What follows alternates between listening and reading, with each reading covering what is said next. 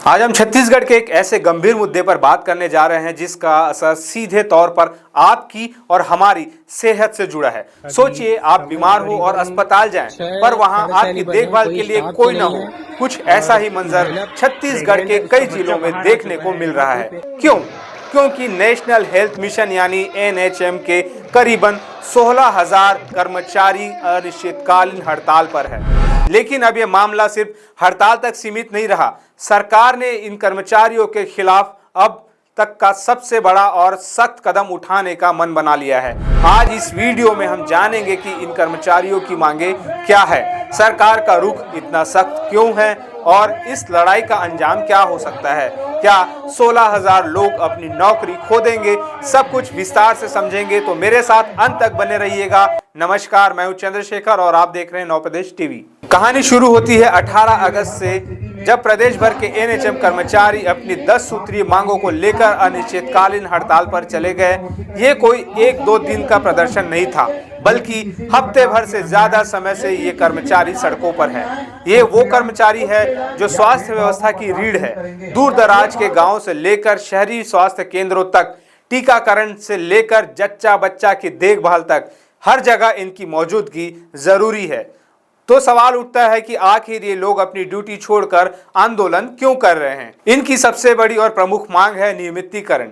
ये कर्मचारी सालों से संविदा पर काम कर रहे हैं और अब अपने भविष्य को सुरक्षित करने के लिए स्थायी नौकरी की मांग कर रहे हैं। इसके अलावा इनकी 10 सूत्रीय मांगों में वेतन वृद्धि, ट्रांसफर पॉलिसी और बेहतर कामकाजी माहौल जैसी मांगे भी शामिल है। शुरुआत में सरकार और कर्मचारियों के बीच बातचीत की कोशिशें हुई। प्रदेश के स्वास्थ्य मंत्री श्री श्याम बिहारी जायसवाल ने मीडिया में बताया कि सरकार ने कर्मचारियों की कई मांगे मान ली है। उन्होंने कहा कि कर्मचारियों के लिए 22% वेतन वृद्धि पर सहमति बन गई है। एक नई ट्रांसफर नीति बनाने पर भी रजामंदी है और तो और 30 दिनों के मेडिकल लीव पर भी सरकार राजी है। यहाँ तक तो सब ठीक लग रहा था, लेकिन पेच फंसा नियमितीकरण की मांग पर। स्वास्थ्य मंत्री ने साफ कर दिया कि एनएचएम केंद्र सरकार की योजना है, इसलिए इसमें नियमितीकरण का कोई भी फैसला राज्य सरकार अकेले नहीं ले सकती। इसके लिए केंद्र सरकार की सहमति अनिवार्य है। एक तरह से उन्होंने गेंद केंद्र के पाले में डाल दी, लेकिन कर्मचारी अपनी सबसे बड़ी मांग पर अड़े रहे और हड़ताल जारी रखी। यहीं से सरकार का रुख सख्त होना शुरू हुआ। पहले तो सरकार ने नो वर्क नो पेमेंट का आदेश जारी किया, यानी जितने दिन काम नहीं उतने दिन का वेतन नहीं। स्वास्थ्य मंत्री ने कहा कि जब कोई काम ही नहीं कर रहा तो उन्हें पेमेंट कैसे दिया जा सकता है। ये कानून सही है।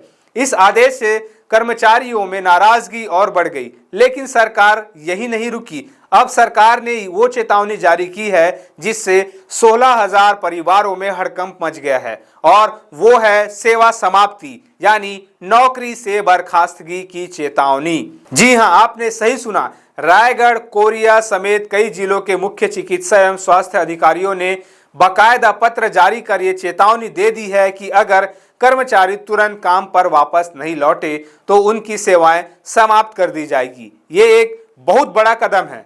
सरकार का कहना है कि स्वास्थ्य जैसी जरूरी सेवाओं को इस तरह बंधक नहीं बनाया जा सकता और मरीजों को हो रही परेशानी को अब और बर्दाश्त नहीं किया जाएगा। सरकार के इस सख्त रवैये पर एनएचएम कर्मचारी संघ भी भड़क उठा है। संघ के प्रदेश अध्यक्ष अमित मीरी ने सरकार के इस कदम को दमनकारी बताया है। उनका कहना है कि जब कर्मचारी 18 अगस्त से हड़ताल पर है तो पूरे महीने का वेतन काटने का आदेश क्यों दिया गया? ये अन्याय है। उन्होंने इस बात पर जोर दिया कि सरकार को कर्मचारियों को डराने धमकाने की बजाय बातचीत की मेज पर आना चाहिए। उनका मानना है कि समाधान कार्रवाई से नहीं बल्कि संवाद से निकलेगा। तो अब स्थिति क्या है? एक तरफ सरकार है जो स्वास्थ्य सेवाओं को सुचारू रखने के लिए सख्ती बरत रही है और बर्खास्तगी तक की चेतावनी दे चुकी है। दूसरी तरफ 16,000 कर्मचारी है जो अपने भविष्य को सुरक्षित करने के लिए नौकरी दांव पर लगाकर भी पीछे हटने को तैयार नहीं है। इस पूरी लड़ाई का सबसे ज्यादा असर पड़ रहा है आम जनता पर। ग्रामीण इलाकों में स्वास्थ्य सेवाएं चरमरा गई है, मरीज परेशान हैं। सवाल ये है कि इसका जिम्मेदार कौन है? क्या कर्मचारियों की मांगे नाजायज है या सरकार का रवैया तानाशाही है? ये एक जटिल सवाल है। एनएचएम कर्मचारी सालों से कम वेतन और अनिश्चित भविष्य के साथ काम करते आए हैं, ये भी एक सच्चाई है। वहीं स्वास्थ्य सेवाओं को ठप कर देना भी किसी भी लिहाज से सही नहीं ठहराया जा सकता। अब देखना यह होगा कि क्या सरकार और कर्मचारियों के बीच संवाद का कोई रास्ता निकलता है या फिर छत्तीसगढ़ एक बड़े टकराव की ओर बढ़ रहा है, जहां हजारों स्वास्थ्य कर्मी अपनी नौकरी खो सकते हैं। आपकी इस बारे में क्या राय है? क्या सरकार को सख्ती करनी चाहिए या कर्मचारियों की नियमितीकरण की मांग को मानना चाहिए? अपनी राय नीचे कमेंट्स में जरूर बताइएगा। हम उम्मीद करते हैं कि इस समस्या का जल्द से जल्द कोई समाधान निकले ताकि स्वास्थ्य सेवाएं फिर से पटरी पर लौट सके। अगर आपको हमारा ये विश्लेषण पसंद आया हो तो इस वीडियो को लाइक और शेयर जरूर करें और हमारे चैनल को सब्सक्राइब करना ना भूलें ताकि आप तक ऐसी ही जरूरी खबरें पहुंचती रहे। नमस्कार।